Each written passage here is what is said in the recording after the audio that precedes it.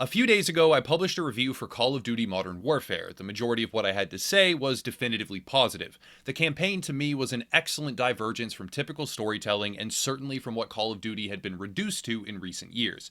However, after further evaluation and research, as well as interaction with my own community, it's become clear that while the campaign from a mechanical perspective was excellently crafted, from a narrative perspective, it is actual propaganda deeply rooted in social justice ideology, and much like the fabled proverb, once you are aware, the bell cannot be unrung. I'll say again, from a purely tactile gameplay perspective, I believe the campaign is fantastic. However, when you examine historical references and extrapolate motivations behind various overarching narrative choices, it becomes harder and harder to give the game such glowing praise. I'll be very clear here, we should always differentiate between story and gameplay. One can be excellent while the other fails, and a great example would be Borderlands 3. Great gameplay, awful story and characters, but since my review focused almost exclusively on the positive aspects of actual movement, combat, and mission design, I would like to now discuss the other side of that coin. Modern Warfare takes place in a somewhat fictional reality. What I mean by this is that while many elements do in fact recreate actual real-world locations or factions, many others do not. However, even when the names or locations differ, they do not differ very much and are easily connected back to their root, or better put, their inspiration. As an example, during the campaign, players are made aware of an extremist group called Al-Qatala, but this group is not some vacuous construct purely designed for the sake of a fictional narrative. It's quite clear that inspirational blueprints were drawn from the real-world terrorist faction named Al-Qaeda.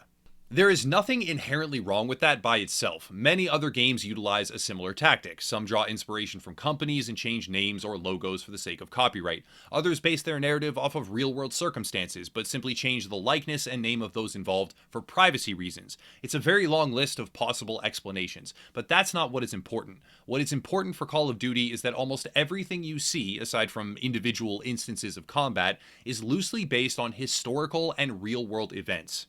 I don't think this video is the right time or place to discuss the intricacies of geopolitical conflict, especially when it's as complex as what has been transpiring in Syria. However, the game does not just take existing events and depict them with a nationalistic bias. It takes entire sections of motivational history and revises them to be completely different. There are a few examples of this, but for today, the most important one is the Highway of Death. The Highway of Death in the Modern Warfare campaign version of events is a sniping mission where the player must hold back Russian attackers. More importantly, the narrative describes this location as having been initially created by a Russian attack, and the subsequent war-torn landscape is a direct result of Russian actions. Here's the issue. The Highway of Death is not a fictional place born of some fictional event. The Highway of Death is an actual location that does not even have a separate name. It is a literal one-to-one recreation. But, while all else operates as a near-exact replica, the detail about Russian attacks having caused the graveyard of vehicles in which the mission takes place, it's not true. The Highway of Death is actually a product of the American military. During the invasion of Iraq in 2003, the United States Armed Forces blocked off a 6-lane highway leading out of Kuwait, while a series of attacks and airstrikes occurred against an Iraqi vehicle column that was retreating away from the zone.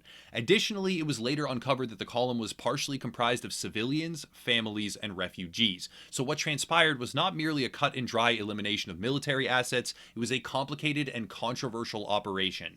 This is where we have to define a very important term. Historical revisionism refers to the practice of modifying actual events and fabricating new material. On the most fundamental level, traditional historical revisionism simply refers to the concept of challenging established beliefs. It can be completely genuine and valuable as scholars bring new evidence to the table which contradicts past interpretations or findings. However, as a secondary usage of the term, it refers to the avoidance or contradiction of proven, factual, and widely accepted events simply by denying their existence or altering them outright with no supporting evidence. Call of Duty is not scholarly material. It would be naive and disingenuous to claim it is, but it is a widely consumed piece of entertainment that is undeniably referencing real-world names and events, while not depicting those events in an accurate way. Propaganda does not hinge on scholarly material alone. It is information, especially biased or misleading information, that is used to publicize or promote a particular political perspective. The reclassification of a real-world event that differs only in the party responsible, while carrying over almost every single other detail about the attack, with the difference being that a separate nation other than the one historically behind it is now painted as a villain because of the attacks that took place, that is propaganda to the very letter. I should clarify right now, I am a proud citizen of the United States, but historical revisionism and offensive fabrications that are based on a tragic real world event are unacceptable no matter how or why a development team arrived at that decision. I'll say again, the mechanical gameplay of the campaign is phenomenal. In essence, the Highway of Death is a very fun mission that revolves around sniping, but digging deeper toward the blurred line that separates a fun and entertaining fictional concept from a historical lie that wrongfully demonizes another nation, it may not invalidate quality gameplay, but it certainly devalues the overall narrative. The Highway of Death is not the only instance of this, however, it is the largest and easiest to prove from a historical perspective. Another angle, however, involves children during a segment where a Russian soldier is depicted as a brutal antagonist towards a young brother and sister.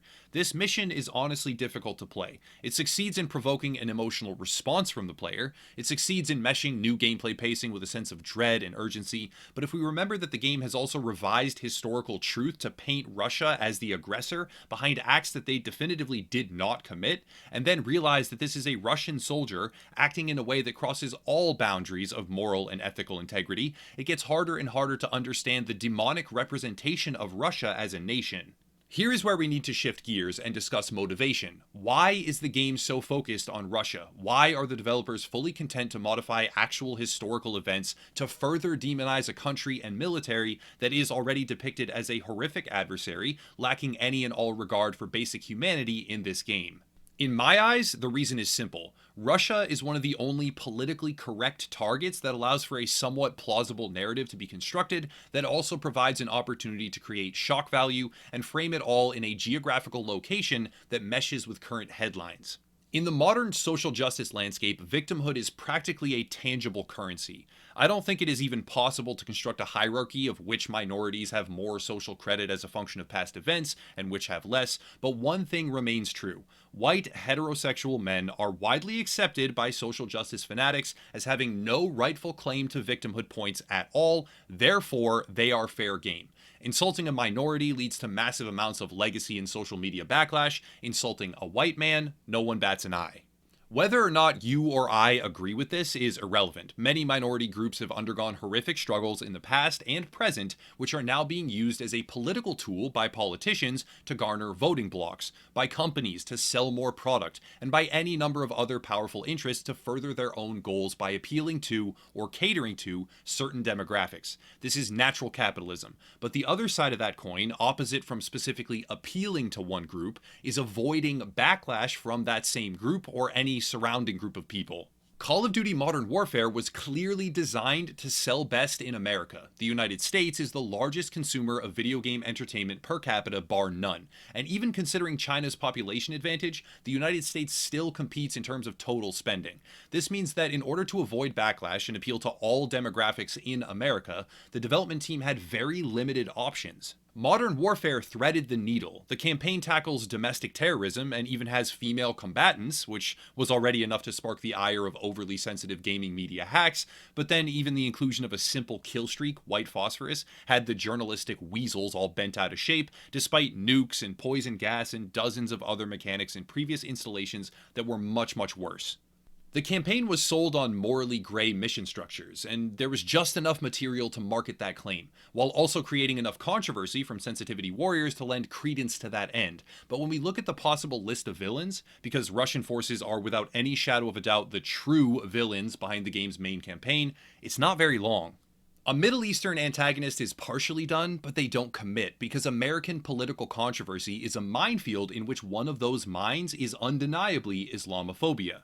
Committing to a Middle Eastern antagonist with a true morally gray decision-making pattern would have been far too risky. Keeping in mind the open season free pass on white males, what makes the most sense here? There is America, Europe, and Russia. America is closely allied with Europe, so for a contemporary game, that doesn't work, and unless they reverted to a historical World War scenario like Battlefield, which they have already done by the way, it wouldn't track at all to have top-level antagonists be European.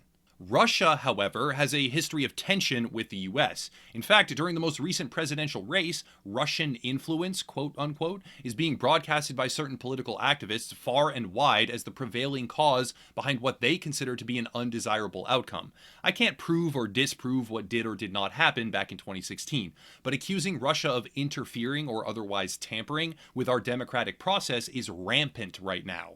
This leads to one single conclusion. Russia is a comparatively small market when held up against the United States or China in terms of video game sales. Russia allows for a conforming enemy that fits the modern social justice expectation of white man bad. Russia has sufficient global influence and military capabilities to mesh with the plausibility angle, and is also entangled with the Syrian conflict in a way that would allow for diverse representation, with Farah leading her rebels and being a strong character, and other marketing checklist factors.